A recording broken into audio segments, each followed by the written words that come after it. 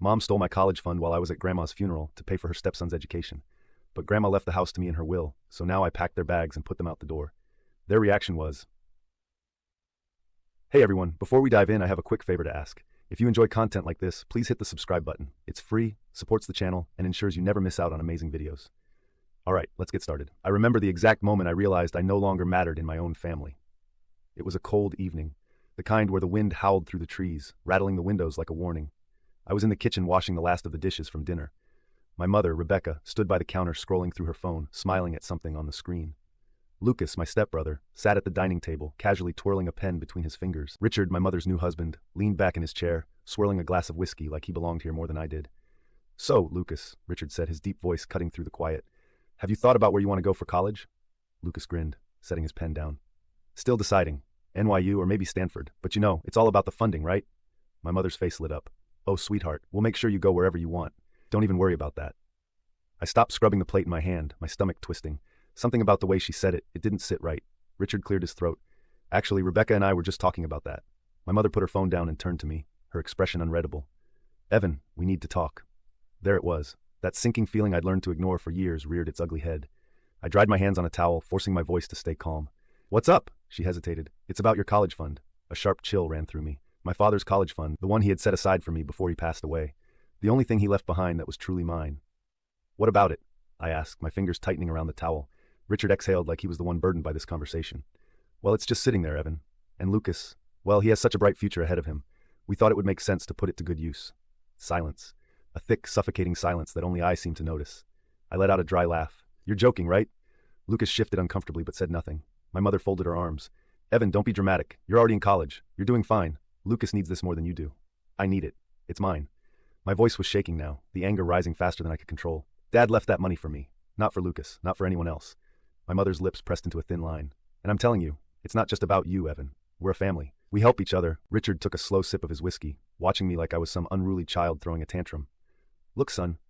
I'm not your son," I snapped, my hands curling into fists, "and you have no right to touch my father's money." Richard let out a low chuckle, shaking his head. "You've got quite an attitude, kid." My mother sighed heavily, rubbing her temples. "Evan, you don't need to make this harder than it has to be." "Oh, I think you've done a pretty good job of that already." Lucas finally spoke up, his voice careful, measured. "Look, man, if it's that big of a deal to you, I don't need the money." But my mother shot him a glare so sharp he immediately shut his mouth. And that's when I knew. This wasn't just Richard's idea, this was hers. My own mother was willing to steal from me for the sake of her new perfect family. I felt something break inside me. I straightened my back, my voice calm but firm. "You're not taking my money." Richard scoffed. "And what are you going to do about it?" I looked at my mother, searching her face for something. Remorse, guilt, hesitation. Anything that would tell me she knew this was wrong. But she just stared back at me, unblinking. And that was my answer. I swallowed hard and stepped away from the counter, my jaw clenched so tight it ached. "You know what? Take it." My mother's expression softened slightly, as if she thought I was giving in. I shook my head. "Take it, but don't expect to see me again." And with that, I walked out of the kitchen, leaving behind the family that had already left me long ago. I didn't go back to my room that night. I walked straight out of the house, my breath forming white clouds in the cold night air, my hands clenched into fists, my heart pounding in my chest. I had nowhere to go, but anywhere was better than staying in that house. I ended up at my best friend Jake's apartment. He didn't ask questions when he opened the door, just took one look at my face and stepped aside. "Dude, what happened?" he finally asked after I sank onto his couch. I let out a humorless laugh. "They're stealing my college fund, giving it to Lucas." Jake's jaw tightened. "You're kidding." I shook my head. "Nope, apparently he has a bright future, and I don't need it." "Wow," Jake muttered, running a hand through his hair. "Your mom, I knew she was messed up, but this is next level betrayal." I didn't say anything. I just sat there, staring at the floor, feeling the weight of it all sink in. "So what are you going to do?" Jake finally asked. I sighed. "I don't know, man. I told them if they take it, they'll never see me again." Jake scoffed. "Yeah, and do you think they care?" That was the worst part. I wasn't sure. I didn't go home that night, or the night after. My mother didn't call. Neither did Richard. The only message I got was from Lucas. "Lucas, hey, I didn't ask for this. Just wanted you to know that." I stared at the text for a long time before finally typing back. "Then don't take it." He never responded. A week passed. I crashed on Jake's couch, went to my classes like normal, tried to pretend my world hadn't just collapsed. But I couldn't stop thinking about it. And then out of nowhere, my grandmother died. I found out through a brief text from my mother. "Mom, your grandmother passed away this morning. The funeral is on Saturday." That was it. "No, are you okay?" "No, I know you were close to her." Nothing, just a cold, clinical statement.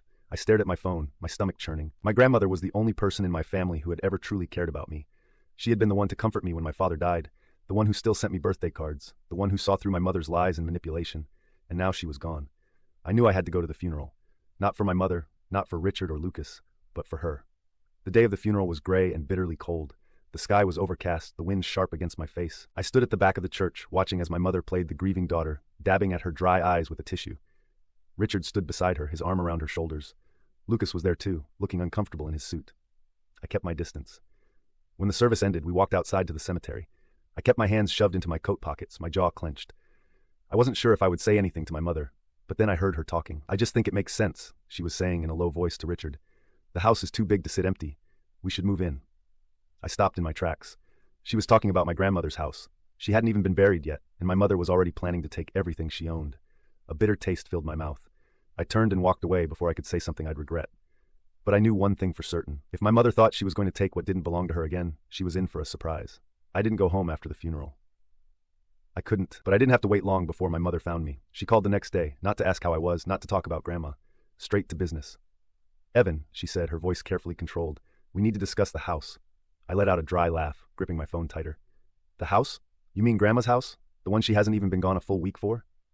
"Don't be dramatic," she snapped. "You knew this was coming. It makes no sense for the house to sit empty when we could." "We," I cut in. She hesitated for a split second. "Richard, Lucas, and I were planning to move in there." It was the final insult. I clenched my jaw. "You don't own that house." There was a pause, then she sighed as if I was the unreasonable one. "Evan, we can work something out. It's too much for you to handle on your own." "You mean it's too much for you to accept that it's not yours to take?" Her voice hardened. "Evan, don't start this. Grandma would want family to live in that house, not let it go to waste." I almost laughed. "Yeah? Then it's a good thing she left it to me." Silence. A long, stunned silence. "What?" I took a slow breath, savoring the moment. "Grandma left the house to me." Her voice dropped to a deadly whisper. "You're lying." "Am I?" I said, enjoying how her confidence cracked. "Because I already met with the lawyer this morning. The will is clear. The house is mine." And then she lost it. "You ungrateful child," she spat, her mask completely slipping. "After everything we've done for you," I laughed. "Everything you've done for me? Like trying to steal my college fund? Like treating me like I don't exist? No, Mom, this time you don't get to take what's mine." Her breathing was sharp, furious. "You can't do this. You wouldn't dare kick us out." I grinned. "Who said anything about kicking you out?" I paused, letting the suspense build. "You can stay if you pay rent." The sound of her furious breathing filled the line. You wouldn't." "Try me." Then, for the first time in years, I was the one to hang up on her, and it felt really good. I didn't hear from her for 2 days, but I knew it wasn't over, not by a long shot. On the third day, I got a call from an unknown number. I didn't answer, then another and another. Finally, my phone buzzed with a text. "Mom, we need to talk. This isn't right, Evan." I ignored it. An hour later, a voicemail. "Evan, you're being childish. We're your family. You can't just abandon us like this. Call me back." I deleted it. Then, just as I was getting comfortable, my phone rang again. This time it was Lucas. I stared at the screen for a moment before answering. "What do you want?" He sighed. "Look, man, I didn't ask for any of this. I just don't want things to get worse." I almost laughed. "Worse? You think things can get worse?" Lucas hesitated. "I know Mom screwed up, okay? And Richard, I know he's an ass, but this whole rent thing, you don't really mean it." I leaned back, gripping the phone tighter. "Oh, I mean it." Lucas let out a slow breath. "Come on, Evan, you're not like this. You don't have to prove a point." "I'm not proving a point," I said coldly. "I'm setting boundaries, something none of you ever respected." There was a long pause, then Lucas's voice dropped. "You know she's not going to let this go, right?" I closed my eyes. "I know." And I was ready for it. I knew it wasn't over. My mother never backed down when she wanted something, and now she wanted the house. The next day, I was at work when my phone buzzed again. This time it wasn't her. It was an unknown number. I ignored it. Then another call and another. By the fifth one, I picked up. "Evan Carter?" The voice was sharp, professional. I frowned. "Who's asking?" "My name is Mark Dawson. I'm an attorney representing your mother and Richard Turner. They would like to arrange a discussion regarding your grandmother's estate." I almost laughed. "A discussion? You mean they want to steal from me legally now?" Pause. "I can't comment on that, but I strongly encourage you to meet with us. It's in everyone's best interest." I leaned back in my chair, gripping my phone tightly. "You can tell my mother I'll see her in court." And I hung up. That night I got home to find a car already parked outside. Of course, I sighed, walking up the steps. Before I even reached the door, it swung open. My mother stood there, arms crossed, her face tight with barely concealed anger. Richard was behind her, arms folded like some kind of bodyguard. And Lucas, he just stood there looking exhausted. "What on earth is this, Mom?" I asked, stepping inside. She didn't waste time. "You've pushed this too far, Evan. We tried to talk to you civilly, but you've left us no choice." I scoffed. "Oh, no choice but to sue me?" Her jaw tightened. "You're being ridiculous. We just want what's fair." "Fair?" I let out a cold laugh. "You tried to steal my college fund, and now you want to steal my inheritance. What's next, my bank account?" Richard stepped forward, his voice patronizing. "Now, son," I turned on him instantly. "Don't call me son." He exhaled through his nose, clearly irritated. "The house is too much for you to handle alone. Be reasonable. We're family." "No," I shot back. "We're not. Family doesn't do what you've done to me." Lucas finally spoke. "Evan, man, just talk to us. You don't have to do this." I turned to him. His voice wasn't aggressive, just tired, maybe even guilty. "You don't get it, do you?" I said, "I've spent my whole life being walked over by this family. I'm done. You can stay in my house if you pay rent. My mother's face turned red. You are not going to charge us rent, Evan. That is completely, I interrupted. Unfair, cruel, unreasonable, funny, because that's exactly how I've been treated for years. She inhaled sharply, hands trembling with rage. We raised you. We gave you everything. My blood boiled. You raised me? Dad raised me. And when he died, you stopped giving a damn. Her mouth opened, then shut. For the first time, she had nothing to say. Richard cleared his throat, stepping forward again. If you refuse to work with us, we will fight this legally. I held his gaze, completely unshaken. Go ahead. Waste your money. The will is airtight, I checked. More silence. Lucas shifted uncomfortably, his face tense. Then my mother did something that surprised even me. She begged. Evan, please. Her voice cracked. You don't have to do this. We're your family. I stared at her, the same woman who had ignored me, belittled me, stolen from me, and now she wanted my kindness. I took a deep breath, then stepped closer. You can stay, I said softly, if you pay, just like anyone else. Her face twisted. You're heartless. I smiled coldly. No, I just finally learned from you. And with that, I turned and walked upstairs. For the first time in my life, I was in control, and I wasn't giving it back. The silence in the house was different now. It wasn't the usual indifference I had grown up with. It was thick, charged, filled with barely contained resentment. For the first time, my mother, Richard, and Lucas realized that I wasn't backing down, and they hated it. First, they tried ignoring me for days. No one spoke to me unless absolutely necessary. My mother avoided me in the kitchen. Richard locked himself in his office. And Lucas, well, he mostly kept his head down. Fine by me. But then the small inconveniences started. The Wi-Fi mysteriously stopped working. Someone turned the heat down to nearly freezing at night. And my personal favorite, my laundry, which I had left in the washing machine, was suddenly found dumped on the basement floor, still wet. Petty, predictable, pathetic. I didn't react, and that pissed them off even more. One evening, about a week after the confrontation, I came home late from work to find Lucas sitting on the porch steps. He looked up when I approached, rubbing his hands together against the cold. What do you want? I asked, unlocking the door. He sighed. Can we talk? I hesitated for a moment, then walked inside, leaving the door open behind me. He followed. We sat at the kitchen table. Lucas looked down at his hands. This whole thing is a mess, man. I raised an eyebrow. For you or for Mom and Richard? He sighed. For everyone. I leaned back, crossing my arms. If you're here to convince me to back down, don't waste your time. He shook his head. I'm not. He hesitated. I don't know. Evan, I didn't ask for any of this. And yet you're benefiting from it. Lucas winced. I didn't know they were planning to take your college fund, I swear. I studied him for a moment. I wanted to believe him. Maybe part of me even did. But that didn't change anything. You still took it. He looked away. I didn't have a choice. I scoffed.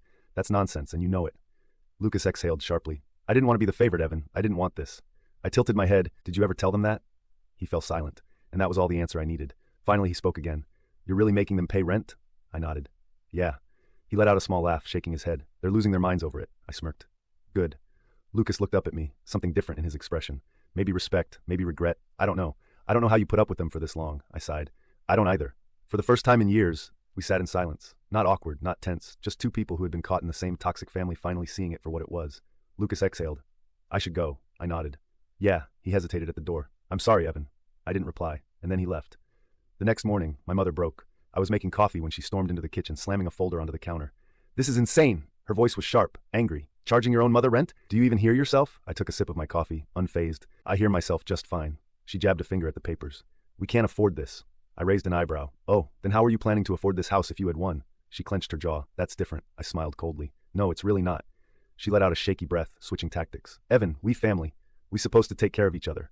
I tilted my head. Like how you took care of me. She flinched. It's not the same. I leaned forward. It's exactly the same. You never cared when I was the one struggling, but now that you're the one paying the price, suddenly it's unfair.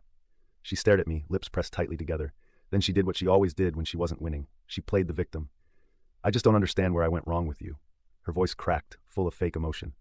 I raised you better than this. I met her gaze, steady and unyielding. No, you raised me to be useful to you. And now that I'm not, you don't know what to do. Tears welled up in her eyes, but I wasn't falling for it. Not anymore.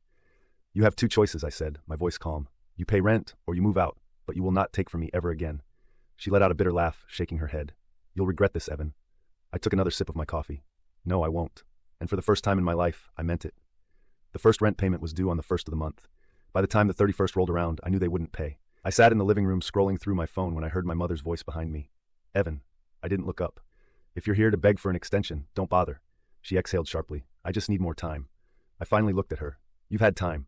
You just didn't think I'd go through with it. Her lips pressed into a thin line. You're really making your own family homeless over a stupid grudge? I smirked. No, I'm making my tenants pay rent. If you can't afford it, you move out. That's how the real world works. Her eyes flashed with anger, but she held it back. Richard and I are trying to figure something out. We just need a little flexibility. I leaned back. Richard drives a brand new car. You go to the salon every month. You had money when you thought you'd get this house for free. She swallowed hard. This isn't fair. Oh, I tilted my head. You thought it was fair when you tried to take my college fund? Silence. I stood up, walking past her. You have 24 hours.